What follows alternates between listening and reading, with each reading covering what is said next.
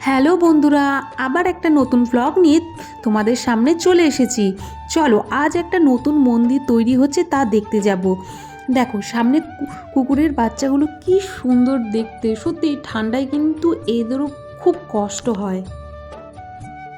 দেখো কি সুন্দর, তাই না? এবার চলো সামনের দিকে যাওয়া যাক।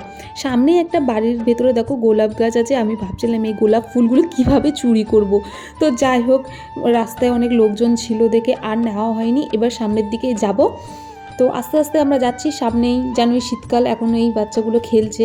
তো যাই হোক, এবার সামনের দিকে যাওয়া যাক। এবার অবশেষে চলে এসেছি সেই মন্দিরে।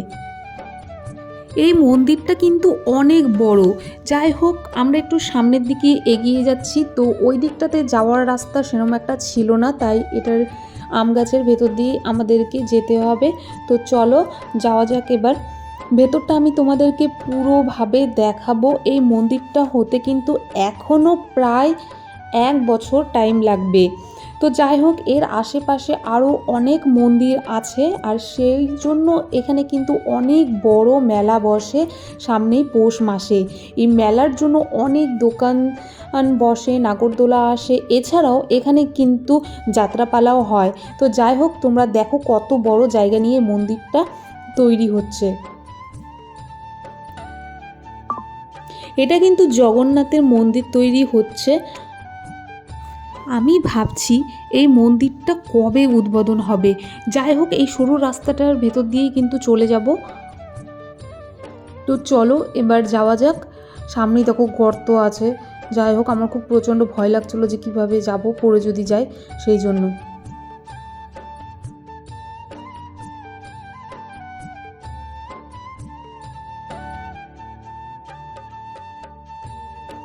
সামনে দেখো এই যে মন্দিরটা, সামনেটাতে আমি তোমাদেরকে দেখাবো কত বড়। পুরো ক্যামেরাটাতে কিন্তু আমার সেই বড় মন্দিরটা আসলো না। যাই হোক, এবার এসেছে। তো এবার নিচে নামবো, তারপর তোমাদেরকে দেখাবো। তো চলো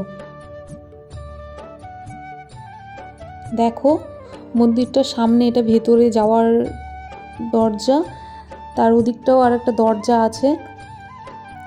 পুরো যখন কমপ্লিট হবে তখন আমি পুরো ভিডিও তোমাদেরকে অবশ্যই অবশ্যই দেখাবো। তো দেখো,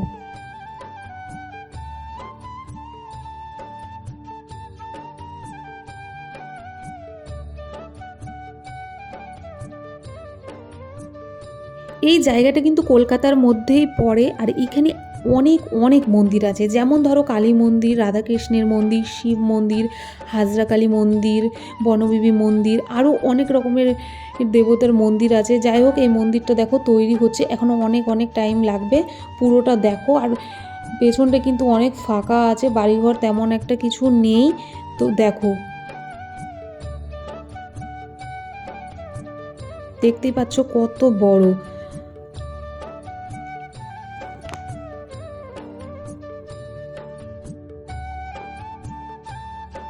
মন্দিরটা কিন্তু অনেক দিন ধরেই তৈরি হচ্ছে, আর মন্দিরের ডিজাইনটা দেখো খুবই সুন্দরভাবে, একদম নিচে পাথর বসানো আছে। পুরোটা কমপ্লিট হলে আমি অবশ্যই তোমাদেরকে দেখাবো। তো যাই হোক, এবার সেখান থেকে আমরা বেরিয়ে পড়ব।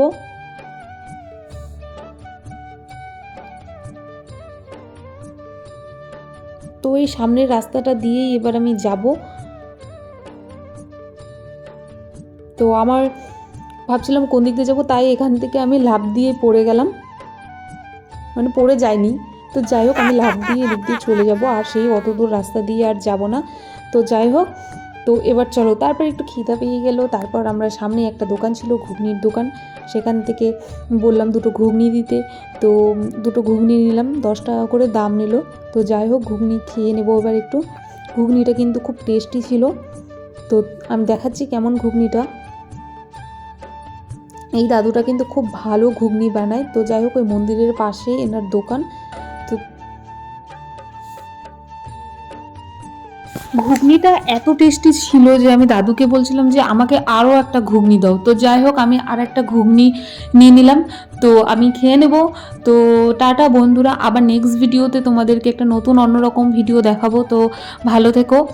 তো তোমাদের এক একটা সাবস্ক্রাইব আমার জন্য খুব খুব স্পেশাল। Bye bye.